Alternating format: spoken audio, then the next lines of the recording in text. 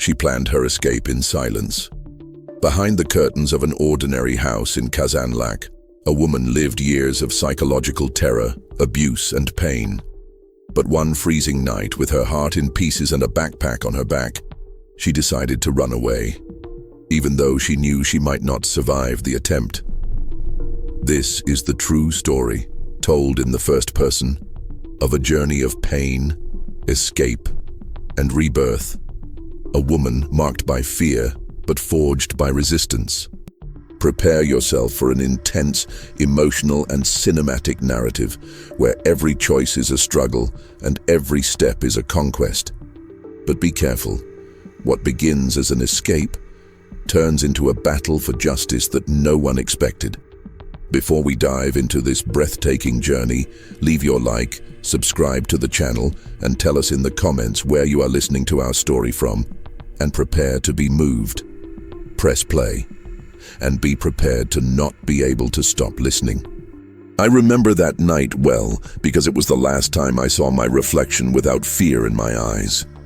I was 27 years old. I had lived in Kazanlak since I was a child, and if anyone had asked me, I would have said that my life was ordinary. Work, home, husband. But no one ever asks properly, do they? No one asks if his touch hurts, if his eyes burn more than the July sun, if the silence between the walls echoes like screams. No one asks if you are afraid to sleep and even more afraid to wake up. I've always been good at hiding it. Makeup covers the bruises, smiles cover the panic. I hid it even from myself. He wasn't always like this, of course. In the beginning, he was kind. He was affectionate, present. He made me laugh like no one else. When he proposed to me on top of that lookout in Shipka, I truly believed the world was a safe place. I believed that's what love was. No one teaches us to be suspicious of smiles that are too big. No one teaches us to recognize the first slap disguised as a shove, or the first scream covered in jealousy. Over time, the sweet words turned into blades. You're no good. No one will want you. If you leave me, I'll find you wherever you go. I started to disappear inside and no one noticed. The city is small. Everyone knows everyone, but closed curtains hide entire universes. People prefer not to get involved. And me? I thought I deserved it. That if he was angry, it was my fault. The dishes, the clothes, dinner. I always messed up. It was like living in a house with the ceiling ready to collapse at any moment. You learn to walk on tiptoe. You learn to breathe quietly. You learn that silence is your only chance of survival. But that afternoon, something changed. He left for work, and I was alone. For the first time in months, I had a moment of silence that wasn't fear. It was possibility. I looked around the room and saw everything I had lost. My courage, my identity, my dreams. I was just a shadow inside that house. And I thought, if I don't get out now, I'll never get out. I grabbed my small purse. I put on a light coat, some cash that I had been hiding for weeks, and my cell phone with the GPS turned off. Turning off the GPS was a detail that took me a while to understand, but it was essential. He had access to everything. He knew my schedule, my routes, my habits. I was being watched even when he wasn't there. I took out the bus card that I had hidden in the back of the kitchen drawer, the one he didn't even know existed, and before opening the door, I stopped. Fear paralyzed me, because running away isn't like in the movies. Running away is knowing that you could die trying. I stood for a few minutes with my hand on the doorknob. I felt my breathing quicken, sweat running down my back. I remembered the slap from the night before, the punch he got because the rice was overcooked, my mouth bleeding while he slept as if nothing had happened. I didn't want to die there. I didn't want to be news. I wanted to live. I opened the door. The street was quiet. It was late afternoon and the neighbors had already retired. I walked quickly to the bus stop. I knew he would be back in about 40 minutes. My time was short. Each step seemed like an eternity. My backpack was light on my back, but my heart felt like lead. When I got to the stop, I looked at the dashboard. The next bus to Stara Zagora was in 7 minutes. 7. I counted each second as if I were on death row. I sat on the bench looking around. Every car that passed seemed to be his. Every brake made me shiver. I was afraid of being caught, afraid of being dragged back like the last time when I tried to spend the night at my sister's house and he found me before dawn. The bus arrived. I got on without looking back.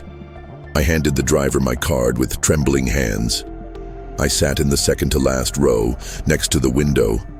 As the bus started to move, my eyes filled with tears. But I didn't cry. Not yet. The crying would come later, when I was far away, when I was safe, when I could finally breathe. The road to Stara Zagora seemed longer than ever. The sky was getting darker fast, as if the whole world wanted to swallow me up. Every turn was a question. Has he noticed? Is he following me? Is there someone on the bus he sent after me? I turned to the window trying to hide my face. At each stop, my heart skipped a beat. Until, at one of them, something happened. The bus stopped on the shoulder. It wasn't a station. It wasn't part of the route. The driver stood up and got out. My body froze. A tall man got on the bus, his steps firm and heavy. He was wearing a black jacket. His hair was shaved. I couldn't see his face clearly, but there was something about him, something familiar. My blood ran cold. He walked down the aisle of the bus as if he were looking for someone. My eyes fixed on the window, trying not to cross his, trying to make myself invisible. I felt my hands sweat, my throat dry. Each step he took made my heart beat like a drum out of control. I shrank back into the seat, pulled up the hood of my coat, and turned my face to the side. The man walked straight past, walked to the back of the bus, and sat 2 rows behind me. He didn't speak to anyone. He didn't look at anyone, but I could feel his eyes on my back. I could swear I could feel his gaze piercing through the fabric of my coat. The bus continued on its way. On the outside, everything looked normal. On the inside, I was about to fall apart. My mind raced, trying to remember faces, voices, clues. It wasn't him. It couldn't be him. But what if it was someone he'd sent? Someone he knew? I could never fathom the extent of the control he maintained over me. He knew guards, drivers, shopkeepers, neighbors. He was the kind of man who made his respect through fear. And I knew that if he wanted to find me, he would. With every mile, the sky grew darker. The countryside passed by quickly, but I saw nothing. I was trapped inside my own mind, struggling to stay calm. I knew I couldn't panic here. I couldn't draw attention to myself, but the man behind me seemed increasingly restless. He fumbled with his coat pocket, whispered something on his cell phone, looked ahead and to the side as if waiting for a signal. I had to act. I stood up slowly. I pretended to have a headache, grabbed my backpack, and walked to the bathroom at the back of the bus. When I got in, I locked the door and sat on the toilet seat, trying to control my breathing. The space was cramped and smelly, but at least I had a moment alone. I took my phone out of my pocket, even though I knew it was risky, and turned on only the camera. No signal, no GPS, no way to track me. I just wanted to look at my own face, see if I was still in one piece. The image on the screen startled me. I was pale, my eyes wide, my lips trembling, but I was still standing. I waited a few minutes, took a deep breath, and returned to my seat, but this time I sat further forward, 2 rows from the exit door. When I glanced back discreetly, he was still there. Only now, he was looking directly at me, without looking away, without shame. And then he smiled. A small, cold smile, as if to say, "I know what you're doing." The next stop was in a small village before Stara Zagora. Few people got off. No one got on. The driver seemed in a hurry to get going, but before he could close the doors, the man stood up and walked slowly toward me. I braced myself for the worst. Every muscle in my body tensed. As he passed me, he whispered something that chilled me to the bone. "You shouldn't be alone at night."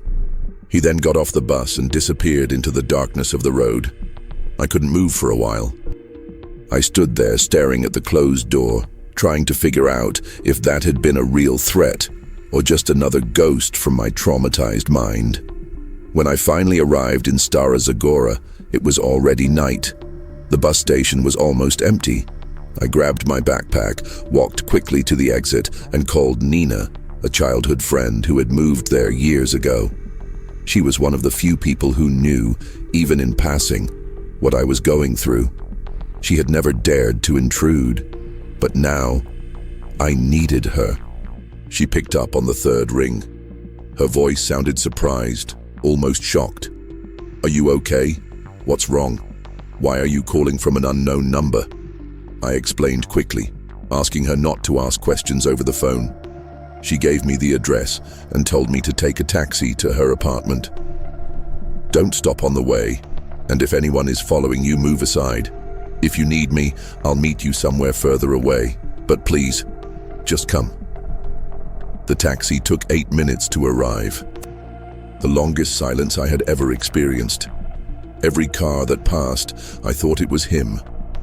Every strange face, every noise in the dark, everything seemed like a warning. But finally, I got in the taxi, gave the driver the address, and felt for the first time a shadow of relief. I was almost there, almost safe, almost away.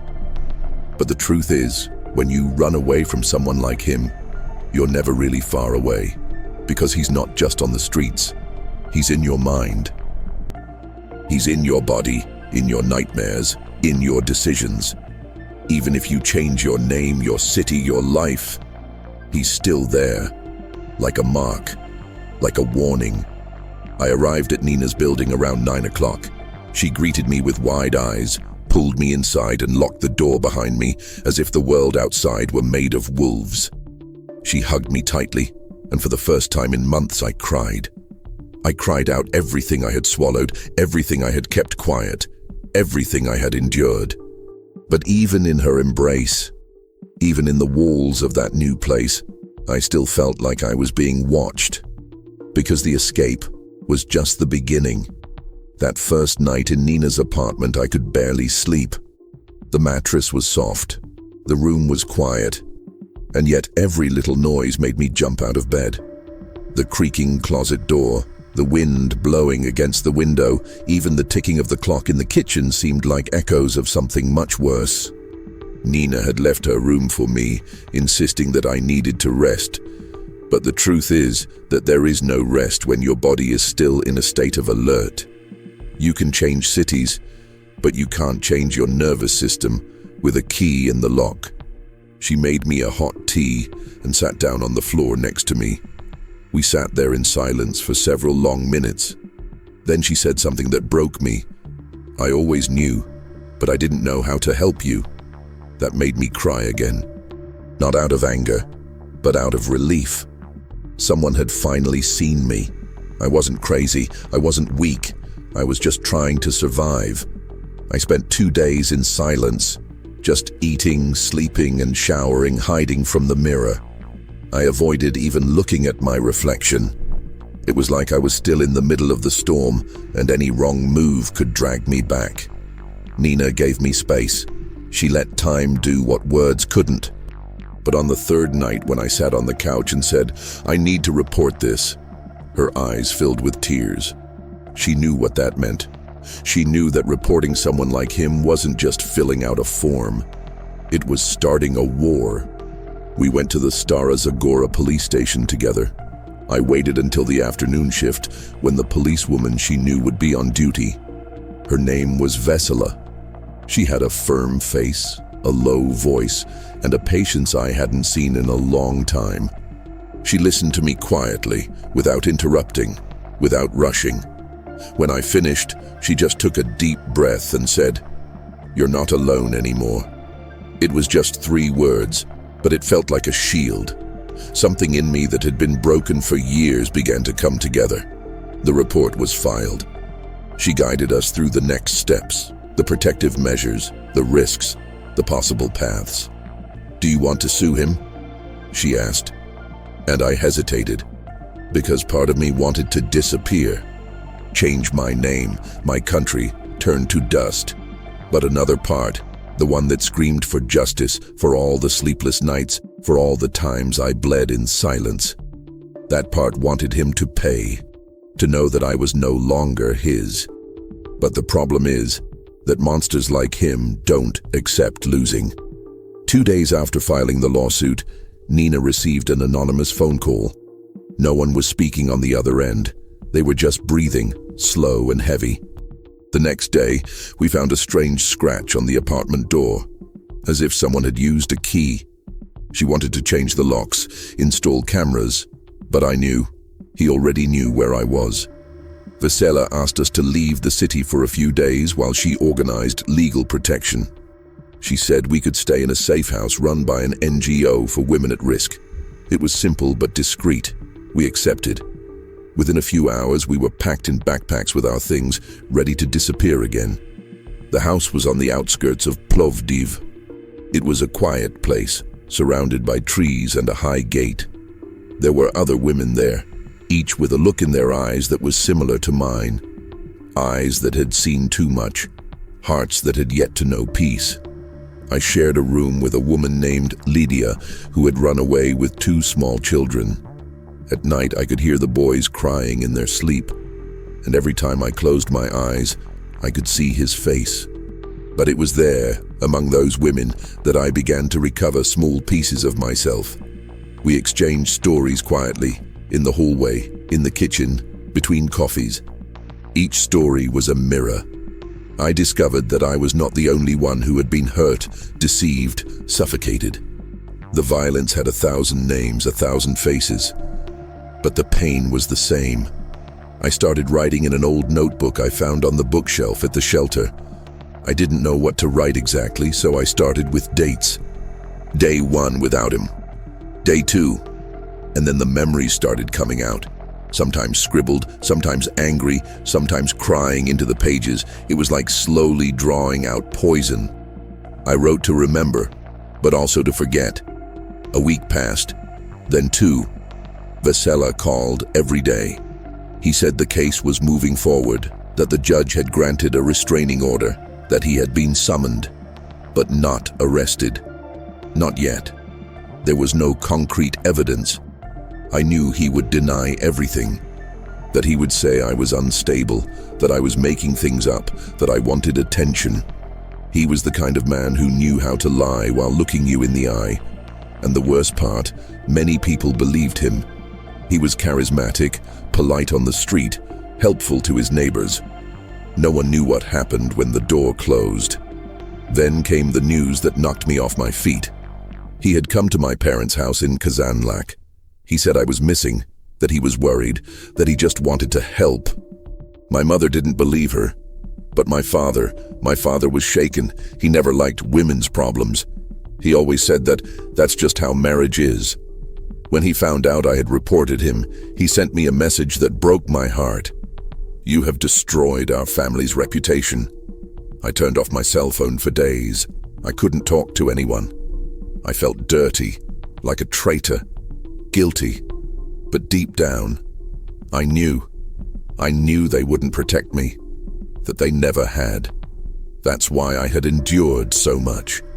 Because growing up being taught that your worth lies in obeying, in enduring, in keeping quiet, makes us accept living in hell thinking it's normal. But in that house, among those women, I began to understand otherwise. That it wasn't normal. That it wasn't my fault. That running away wasn't cowardice. It was courage. And that reporting wasn't destruction, it was reconstruction. But this reconstruction was about to be tested in the worst way. In the 3rd week at the shelter, when we were finally getting some fresh air, Nina found a note under the door. A folded piece of paper, no name, no date, just a sentence written in black pen. Do you really think you can hide from me? The note trembled in Nina's hands. She didn't say anything for a few seconds, just looked at me as if she wanted to make sure I was still there. Then she handed me the paper and left the room in silence, immediately calling Vasela. I, on the other hand, couldn't move. The sentence was short, but it cut like a knife. Do you really think you can hide from me? There was no signature, but there was no need for one. It was him. It had always been him. The way he used words, the way he injected venom into every syllable, the way he made it seem like everything was my fault. He was a master at it. Minutes later, Vesela called back. He said he would send a patrol car to the safe house and that now the case would take on a new dimension. This is a direct violation of the protective order. If we confirm that it was him, we can request preventive detention. But in the back of my mind, I already knew if he had found the house, then nowhere was truly safe. He didn't need GPS, clues, or an address. He knew my patterns. He knew where I would feel safe. And that was exactly where he would strike. That night, no one slept. The other women in the shelter took turns keeping watch. Lydia slept with her children in my room. Nina locked all the windows, and all I could do was wonder how he had managed it. Had someone told? Had he followed Vesela? Or was he simply closer than we thought? The next morning, the police arrived. They scanned the note, taking fingerprints. They searched the cameras around the shelter. Nothing. The high gate, the walls, the insulation. Nothing had been visibly tampered with. But the paper was there, as if it had been materialized by a ghost. Vesela took me aside. She said that perhaps the best thing would be to move me to another city, another structure, further away. We have a safe house in Dobrich. It's in the northeast, almost on the border. It's far away, but it's discreet. The idea of starting over scared me, but the fear of staying was even greater. I accepted. Nina did too. We packed our things for the third time in less than a month. Every move, every closed suitcase was another piece of my old identity being abandoned. The drive to Dobrich was long, more than 6 hours on the road. We were escorted by 2 police cars to the border between regions. Then we continued with local officers. The new shelter was different, smaller, simpler, but surrounded by dense forest and protected by automatic gates. They said they had never had any trouble finding it there. I wanted to believe them. The first few days were a relief. It was a quiet, almost forgotten place. The neighborhood was small. There were only 3 women there, besides me and Nina. The coordinator was called Ralitsa, a lady with a firm voice and a protective look. She said that my name would not be registered in any local system and that from then on, I would be a different person. They gave me temporary documents with a false name, a secure cell phone, and a new temporary identity. For the first time, I felt almost invisible, and this invisibility gave me a breather. I started writing again, but this time, not just to vent. I started recording everything, in detail, dates, phrases he said, specific attacks, patterns of behavior. It was like putting together a jigsaw puzzle with the pieces of my pain. Nina started helping me. She remembered times when he would show up with apologies at family parties, how he would talk to me in public. And the more we wrote, the more we saw. He was a meticulous predator. And now, with this material, Vesela began to put together a complete dossier. There was a real chance of getting him arrested, but the silence did not last long. In the 4th week, one of the shelter's neighbors, an elderly gentleman who seemed harmless, showed up with a letter. He said a man had left it with him by mistake, saying it was for a cousin who lived in the women's house. The gentleman thought it was strange, but he handed it over. The coordinator opened it first. Inside there was just one sheet of paper. You may change your city, your name, your face, but I still know the sound of your breathing. My stomach turned. It was him. Again. The handwriting was different, the paper was different, but the essence was the same. It was like he was laughing at us, showing us that wherever we went, he would always be one step ahead. Ralitsa immediately tightened security. He installed new locks, prohibited any unescorted exits, changed the staff's shift schedules. But the damage was already done. The shelter was no longer a shelter. It was a prison, because it wasn't the gate that held us back. It was fear. The fear he injected into every word, every silence, every letter. I started dreaming about him again, but this time, not about the screams, not about the slaps. I dreamed about his face still, watching me, following me. In each dream, he didn't say anything. He just stared. And I woke up with the taste of panic in my mouth. Nina tried to convince me to flee the country. She said she had a cousin in Germany who could help us, that there I could start from scratch with work, with security. And maybe she was right. Maybe there was no justice in a system that let a man like that go free. But I didn't want to run away. I wanted to fight. And that same night, I decided to record a video. I sat in front of my phone with the lights off and only the dim kitchen lamp behind me. I looked into the lens as if I were looking back. And I started talking. I recorded my face, my story, every detail, every pain, no cuts, no edits. And at the end, I said his name out loud, for the first time, without fear. But what I didn't know was that that recording wouldn't just stay with me, and that someone in the shelter was about to betray her. The video was saved on a secure, encrypted drive, just for Vesela and me. I intended to use it in the trial as a personal testimony, a powerful, indisputable, emotional record, something that would show the judge, or whoever needed to see it, that this was not exaggeration, nor revenge, nor drama. It was survival. But 3 days after I recorded it, the nightmare resurfaced in a way I never imagined. It was a Monday morning. We were all gathered in the shelter's kitchen making coffee when Nina walked in with her phone in her hand and her face pale. I knew right away something was wrong.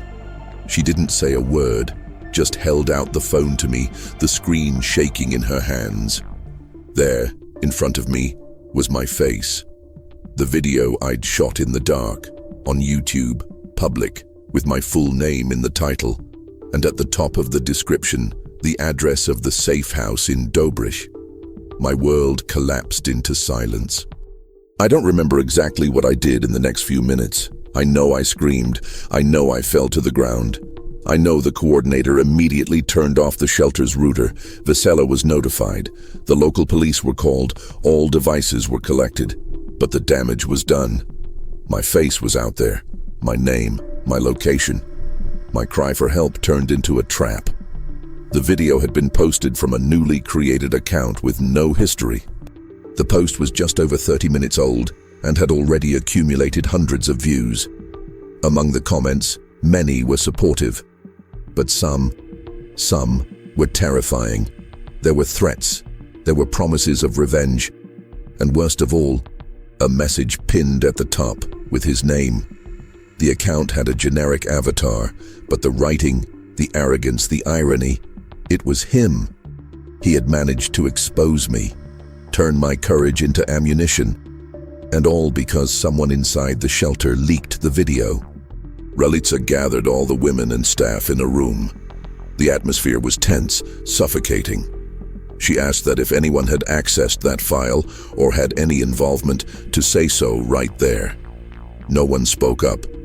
The silence was piercing, but there were eyes that were trembling, and one of them I couldn't stop looking at. Elena. She was new here. She had arrived less than a week earlier, claiming to have fled an abusive boyfriend in Varna. Her story seemed real. Her tired face, her low voice, her scars. It all fit. But there was something about her that never convinced me. An excessive calm, a strange attention to our schedules. Now I saw everything differently. That night, while everyone was asleep, I heard footsteps in the hallway. I got up slowly, barefoot, silently, and went to the bedroom door. Through a crack, I saw Elena in the team room, fiddling with one of the laptops. She was logged in.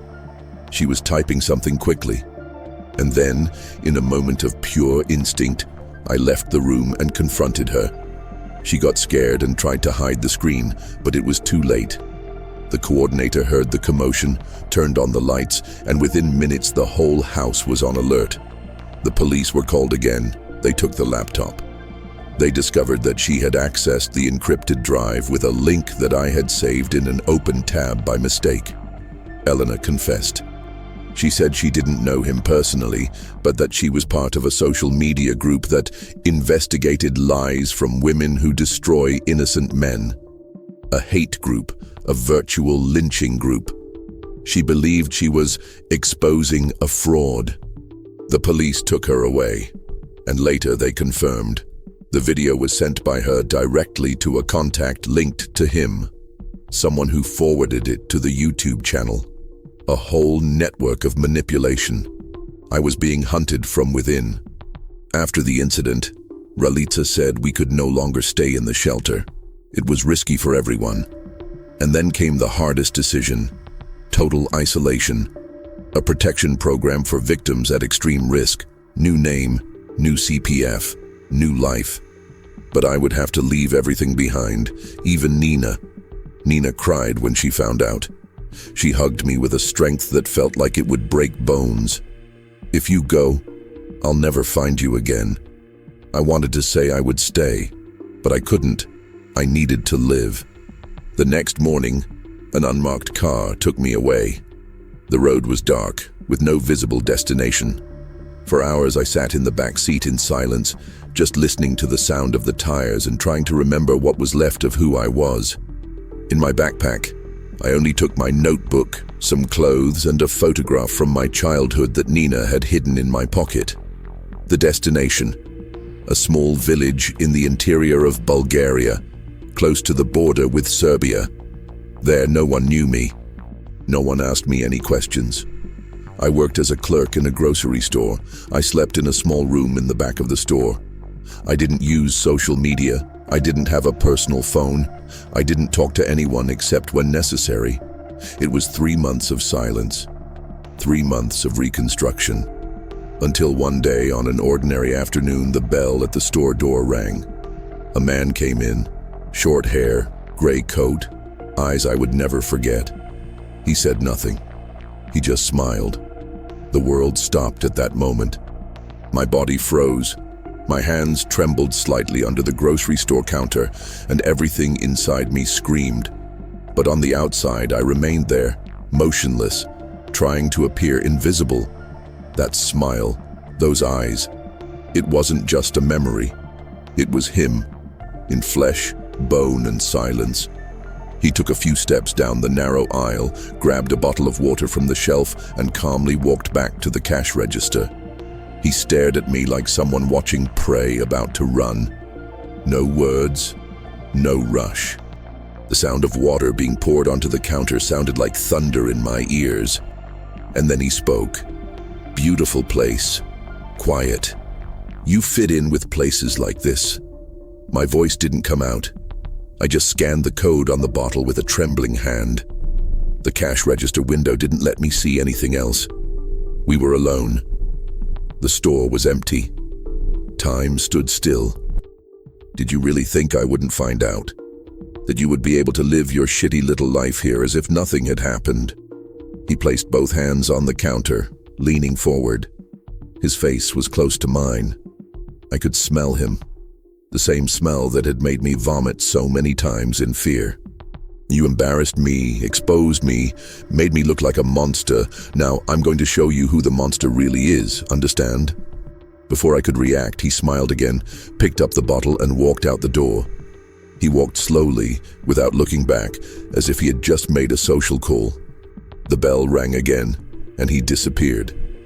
I locked the store, my hands shaking so much I could barely turn the key. I went to the back, locked myself in the room, crying on my knees. He had found me. Again.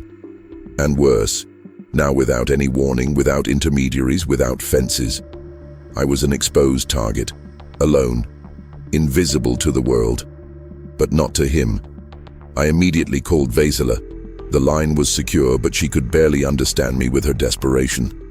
In less than an hour, she had activated the emergency protocol of the protection network. It was the last alternative.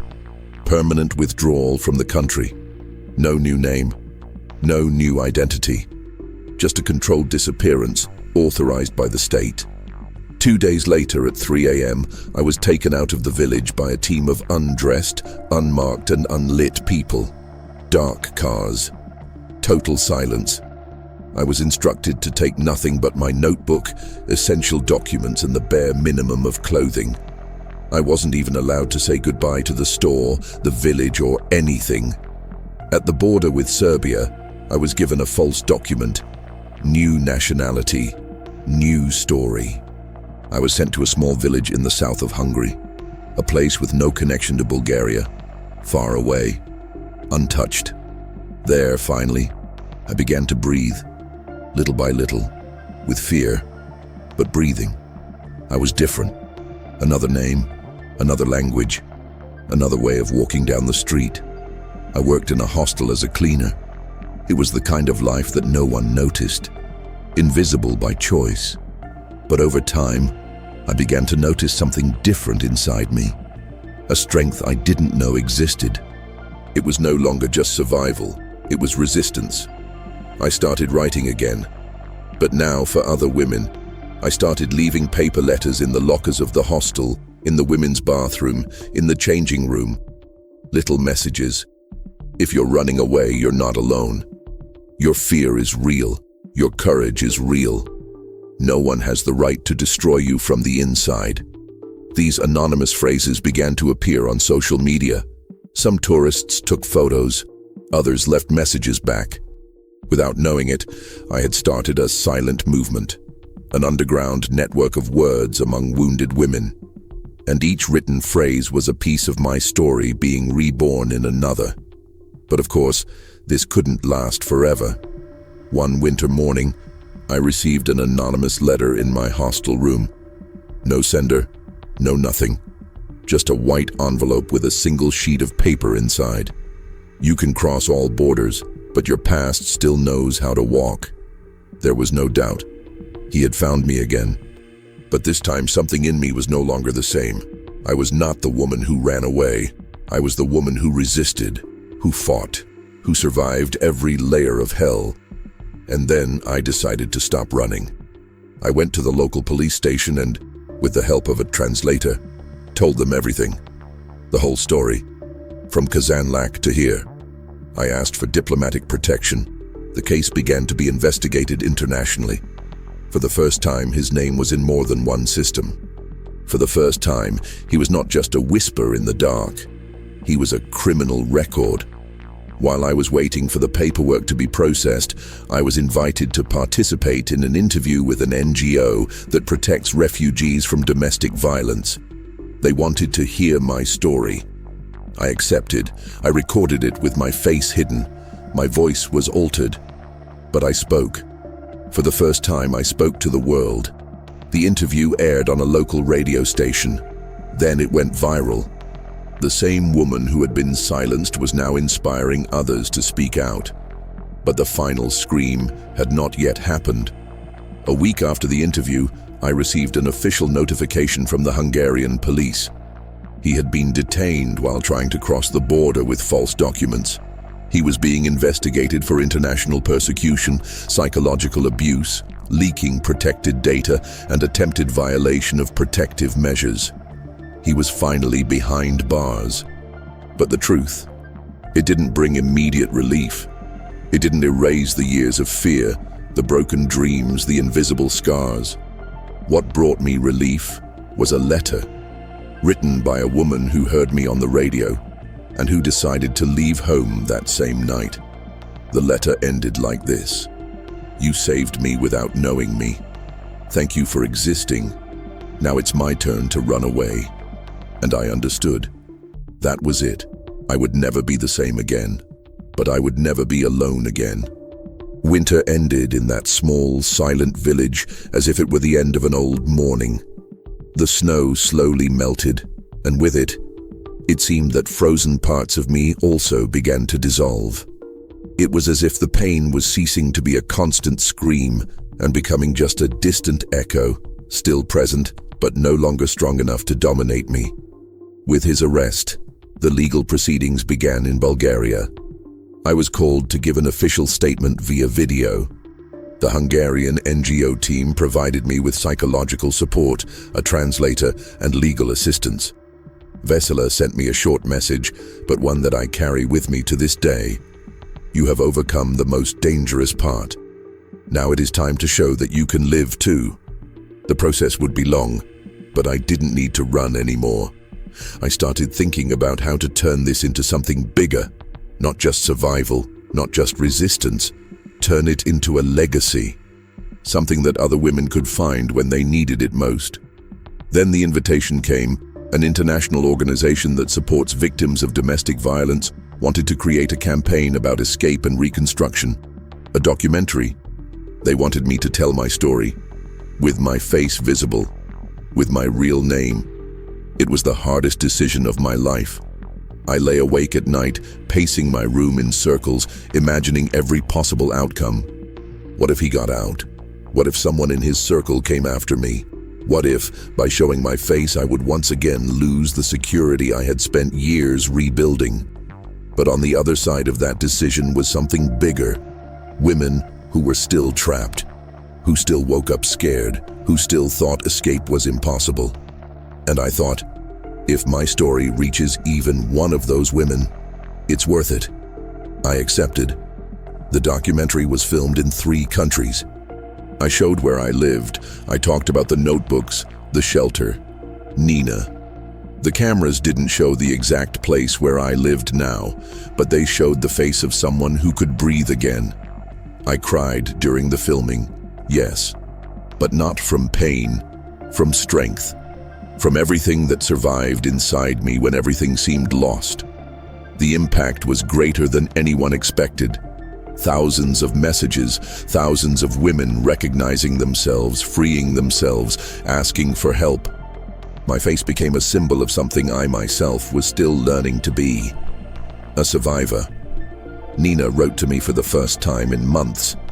She said she had seen everything, that she cried when she heard my testimony, that the store where she worked now had a wall with anonymous notes posted, a tribute to what I had started back then, with phrases hidden in bathrooms. She said that thanks to my story, 2 neighbors in the village had reported their husbands, and that the NGO in Vesela had received more than 400 new requests for support. But along with all this, the shadow of the past also loomed. His lawyer appealed the arrest. He alleged emotional persecution, mental instability on my part, media manipulation. The hearing was scheduled for 4 months later. I would have to go to court. Preparing for that was like diving into fire again. The difference? Now I could swim. I returned to Bulgaria with an escort. I entered the court with my head held high. He was there, thin, haggard, but with the same arrogant look. When he saw me enter, he smiled, that same smile. Only this time, it was he who looked away. My testimony lasted hours. I told everything. I showed the videos, the screenshots, the notes. I handed over the notes from my notebooks, now digitized and cataloged as evidence. And at the end, when they asked me if I had anything to say directly to the defendant, I looked him in the eye and said, "You didn't destroy me. You forged me." Absolute silence in the court. The sentence came 2 weeks later. 9 years in prison. No reduction for good behavior in the first 5 years. The judge, in his reading, said that the victim's persistence in living was the most courageous and powerful element of this process. I left the courtroom with tears in my eyes. Not because he had been convicted, but because finally I was no longer a number, no longer a silent face. I was a scream that echoed loud enough to break walls. I returned to my new life with my heart still in the process of rebuilding. I continued writing. I created a project with the NGO to support women in identity transition. I participated in conferences, I gave interviews, and most importantly, I found my voice again. Nina and I met again 3 years later in Vienna. She had started working as an art therapist in shelters. Her embrace was different this time. It wasn't the embrace of someone who protects. It was the embrace of someone who walks alongside, without rushing, without fear. Today, I live a quiet life, a safe home, a name I chose, a project that grows every day, and every now and then, I still wake up with my heart racing, sweat on the back of my neck, the sound of the past poking at my memory. But I take a deep breath. I put my feet on the ground, and I remember the woman who fled Kazanlak that night never returned, because in her place, another was born. Years have passed since that night I fled Kazanlak. The town still exists, of course, with its narrow streets, its old houses and its silent train stations at dusk. But for me, Kazanlak is no longer a place. It is a scar, a milestone in time, a breaking point between who I was and who I have become. I have never returned, nor do I intend to. Not because I am still afraid, but because to return would be to betray the woman who had the courage to leave. Today, when I look in the mirror, I no longer see that girl with lost eyes and a body huddled in the corner of the room. I see a whole woman, with cracks, yes, but whole. Every scar, every trauma, every sleepless night, all of this has become part of an invisible armor that accompanies me, not as a weight, but as a reminder of what I faced. I continued working with the NGO project, which now reaches 7 countries and helps women on the run rebuild their lives. I traveled at the invitation of international institutions, ministries of justice, and universities. I spoke to judges, students, and other survivors, and in each place I found the same truth. Pain may have many names, but the will to survive is universal. I started writing a book, not about me, but about all of us. A narrative of intersecting voices, of interconnected stories, a portrait of resistance. I chose not to sign with my real name. The book was not meant to glorify me. It was meant to open doors, and it worked. The project that began with notes hidden in bathrooms is now transforming public policy. And it all started with a backpack on my back and the sound of a door closing behind me. I receive letters almost every week. Some come from Bulgaria, others from places I've never been. Women I've never met write to me as if we were sisters. They share their escapes, their fears, their small victories. One of them, named Iveta, wrote to me from a shelter in Greece.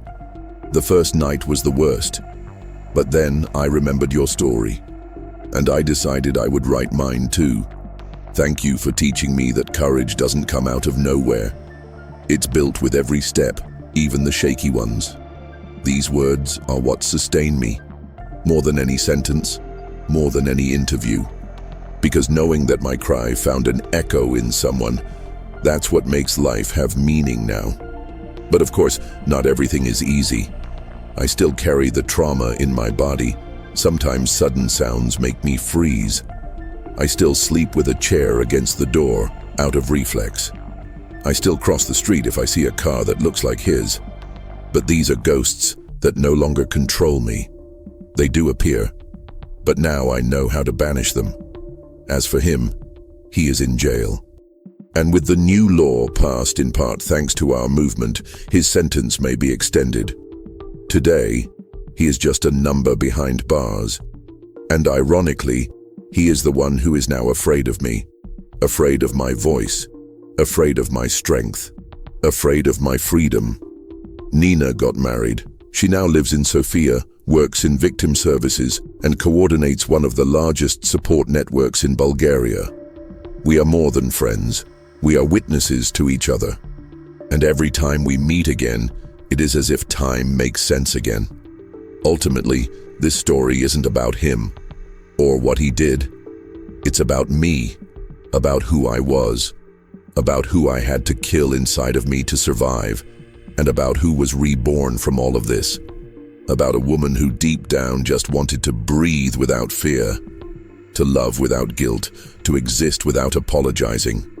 And if today I can say that I achieved this, it was because one day, even though I was shaking from head to toe, I chose to open that door and set foot on the street. Because running away that day was not cowardice. It was the beginning of my freedom. If you are listening to this right now and feel trapped, suffocated, invisible, know this. You can do it too. You can do it too. The first step is always the hardest, but it is yours, and no one can take it away from you. Because sometimes all we need is one night to escape and never come back.